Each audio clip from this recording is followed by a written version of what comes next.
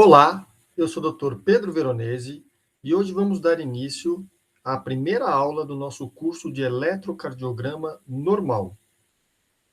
Gostaria de ressaltar a vocês que nós vamos utilizar a metodologia olhando sempre do eletro para a teoria.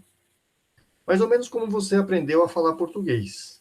Você primeiro aprendeu a falar e depois você foi olhar a teoria por trás. Aqui a gente vai fazer exatamente a mesma coisa. Porque os cursos convencionais de eletro, eles começam mostrando uma teoria muito densa, muito árdua, muito complexa, que acaba desestimulando os alunos. Então, eu bolei essa metodologia de ensino de eletro em 8 passos. Essa vai ser a primeira aula, vai ser o passo 1, e nas próximas semanas eu vou publicando as demais aulas com os demais passos. Então, a gente vai subir gradativamente, degrau por degrau, até chegar no nosso objetivo, que é aprender os conceitos básicos de um eletrocardiograma normal. Eu diria que a maioria dos alunos de medicina chegam no 6º ano sem conhecer eletro normal. E como tudo que a gente vai fazer na nossa vida, para que a gente conheça o alterado, a gente primeiro precisa saber o normal. Então, conhecer eletro normal talvez seja o passo mais importante para quem quer, de fato, aprender ECG. Ok? Então, vamos lá. Aqui são os passos, né? Passo 1, passo 2, passo 3 e passo 4. Hoje a gente vai se deter no passo 1. Vou falar de identificação do paciente, nome, sexo, idade e standard de velocidade. Aspectos fundamentais para se interpretar um eletro normal. E aqui os demais passos, aqui o passo 5, o passo 6 e o passo 7, e aqui o passo 8. Cada um desses passos será motivo de uma aula específica. Então, o passo 1, nós vamos falar de identificação, o nome do paciente, a idade do paciente, qual é a relevância disso.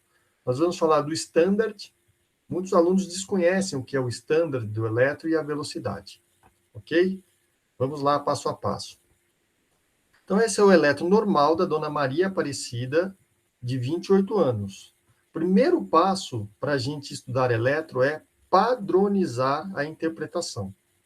Nos primeiros momentos, é muito fácil que o aluno ele coma a bola de algum item importante do eletro. Então, ele deve padronizar, para que ele não erre a análise do eletro. E o primeiro passo é olhar a identificação do eletro. Então, aqui, dona Maria Aparecida, 28 anos. E por que isso? Porque é muito frequente na prática clínica a gente está analisando o eletro e falar, mas esse eletro aqui não está batendo com a clínica do paciente. E aí você vai olhar e o eletro é de outro paciente, principalmente se você trabalha num ambiente mais conturbado, de pronto-socorro e por aí afora. Então, checar sempre se o nome que está no eletrocardiograma bate com o nome do seu paciente.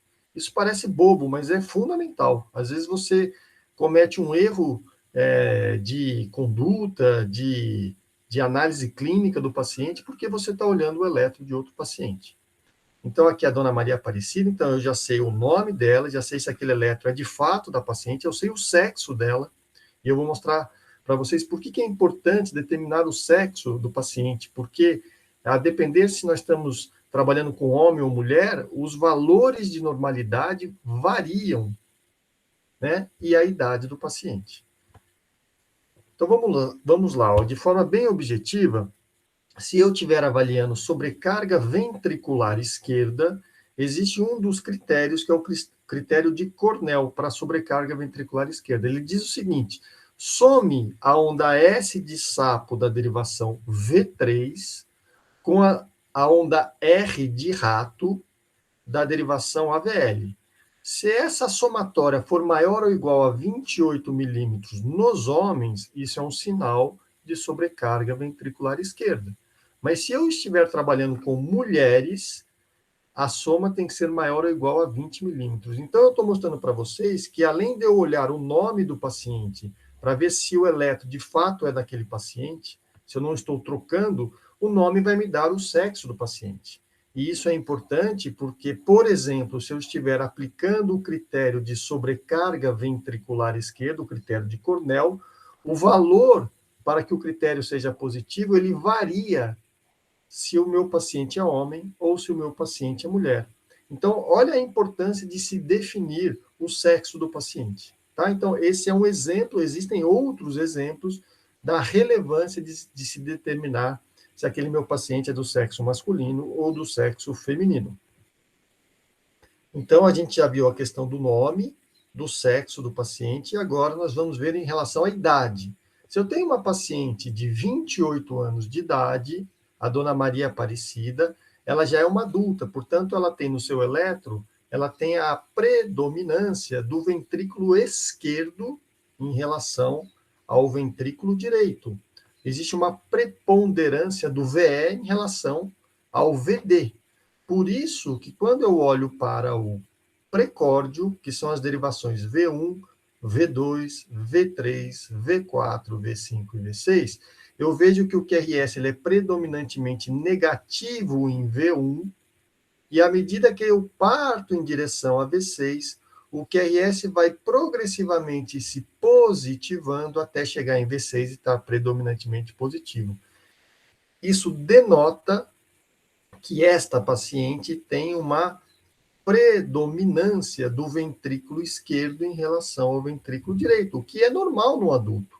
Agora, quando eu olho para um eletrocardiograma de uma criança de 8 meses, aonde o VD se sobrepõe ao VE, as coisas se modificam.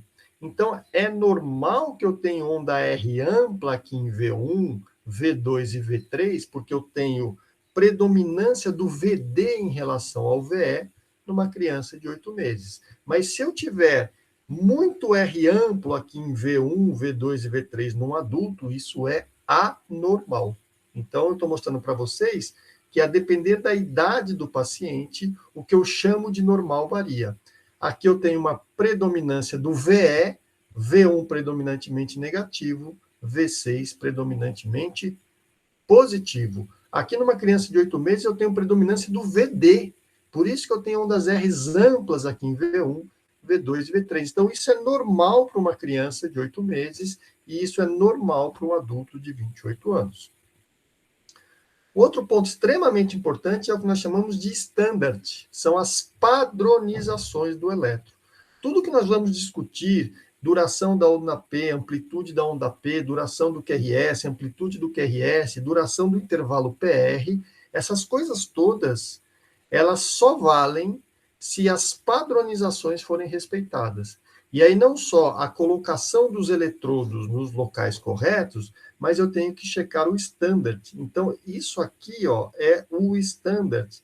E ele tem que ter 10 milímetros de amplitude, para que o valor de onda P, de amplitude do QRS, que eu vou ensinar para vocês nos passos seguintes, eles sejam adequados, eu preciso estar com o standard adequado. Se eu pegar esse standard, em vez de 10 milímetros de amplitude, jogar para 20 milímetros, a amplitude da onda P vai dobrar de tamanho. Se eu pegar esse standard, ao invés de 10 jogar para 5, a amplitude da onda P vai reduzir pela metade. Então, eu preciso checar sempre o standard. Não infrequentemente, o eletro é feito com o standard errado, e aí eu analiso, acho que está errado, que o eletro tem uma alteração, e na verdade é só um erro na padronização. Então, chequem o standard do eletro. O eletro traz anotado essas informações aqui, ó, 25 milímetros por segundo é a velocidade do papel, e 10 milímetros é o standard. Olha aqui, ó. Está anotado aqui para vocês. Então, eu tenho que checar se a velocidade do papel está correta, de 25 milímetros por segundo, e se o standard é de 10 milímetros. Qualquer alteração nesses parâmetros mudam todos os meus parâmetros de normalidade. Então, olha aqui, ó. Estou ampliando para vocês perceberem que isso está mostrado de forma clara no eletro, e eu preciso, primeiro passo, olhar a identificação do paciente, para saber se eu estou com o eletro certo, qual é o sexo do paciente e a idade, para saber quais são os valores de normalidade. E o segundo, checar o standard e a velocidade do papel. Basicamente, era isso que eu queria discutir nesse passo 1. Se você entendeu todos esses conceitos, eu diria que você conquistou o passo 1 com sucesso. Em breve, veja o passo 2 na análise do eletro normal. Muito obrigado, até logo, tchau, tchau.